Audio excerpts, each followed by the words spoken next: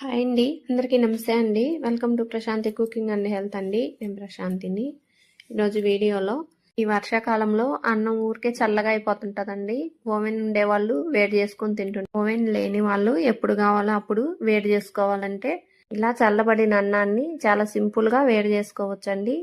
గిన్నెలు పాడవు, అడుగు మాడిపోదు, రైస్ కూడా వేడిగా ఉంటుందండి. వీడియో చేసే ముందుగా ఫస్ట్ టైం కొత్త వాళ్ళు వీడియో చేస్తుంటే మా ఛానల్ని సబ్స్క్రైబ్ చేసుకొని వీడియో నచ్చితే లైక్ చేయండి. వీడియోలోకి వెళ్ళిపోదామండి. చూడండి, నేను ఉదయం వండుకున్న రైస్ అండి. ఇప్పుడు వాతావరణం చల్లగా ఉంది కాబట్టి వేడిగా తినాలనిపిస్తుంది ఎవరికైనా కానీ. అటువంటి టైంలో చూడండి, చాలా సింపుల్గా మనం వేడి చేసుకోవచ్చు రైస్ని. ముందుగా స్టవ్ వెలిగించుకొని ఒక గిన్నె పెట్టుకోండి.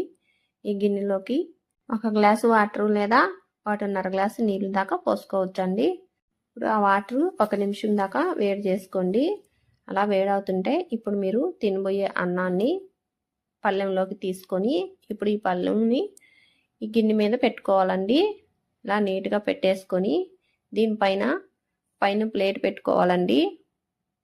ఇలా ప్లేట్ పెట్టుకొని కొంచెం మీడియం ఫ్లేమ్లో ఒక 5 నుంచి 10 నిమిషాల సేపు వేడవనివ్వాలండి. చూడండి, కింద నీళ్లు మరుగుతుంటే పైన అన్నంకి బాగా వేడొస్తుంది. అసలు అన్నం ఏమి కింద అడుగంటదు, మాడిపోదు. ఒక్కొక్కసారి మనం ఇంట్లో చల్లబడిన అన్నం తినలేక అన్నం వండిన గిన్నెతోటే మనం స్టవ్ మీద పెట్టామనుకోండి, అన్నం కింద మాడిపోతుంది, అన్నం వేస్ట్ అవ్వద్ది. అలాగే దబర కానీ మీరు వండుకున్న గిన్నె కానీ పాడవద్దండి. మళ్ళీ అది రుద్దేటప్పుడు బాగా కష్టపడాలి. ఇవన్నీ ఏం లేకుండా మీరు చాలా సులభంగా ఇలా చేసుకోవచ్చు. రైస్ బాగా వేడయిందండి. మనం వేడివేడిగా తినొచ్చు రైస్ని. స్టవ్ ఆఫ్ చేసేసాను. గిన్నె కూడా బాగా కాలుతుందండి. మీరు కానీ బాగా చల్లబడిన అన్నాన్ని చాలా సింపుల్గా ఇలాగా వేడి చేసుకొని మీరు తినొచ్చండి. వేడివేడిగా ఉంది రైస్. మీకు నచ్చిన కర్రీస్తో తినొచ్చు. ఇలా చేయటం మీకు ముందే తెలుసుంటే కామెంట్ బాక్స్లో తెలియజేయండి.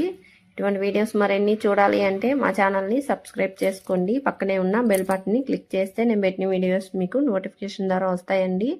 మా వీడియోస్ మీరు చూడొచ్చు. వీడియో నచ్చితే లైక్ చేయండి, షేర్ చేయండి. Thank you for watching. Hi అండి. అందరికీ నమస్తే అండి. Welcome to Prashanthi cooking and health అండి. నేను ప్రశాంతిని. ఈరోజు వీడియోలో ఈ వర్షాకాలంలో అన్నం ఊరికే చల్లగా అయిపోతుంటుందండి. ఓవెన్ ఉండేవాళ్ళు వేడి చేసుకొని తింటుంటారు. ఓవెన్ లేని వాళ్ళు ఎప్పుడు కావాలో అప్పుడు వేడి చేసుకోవాలంటే ఇలా చల్లబడిన అన్నాన్ని చాలా సింపుల్గా వేడి చేసుకోవచ్చండి.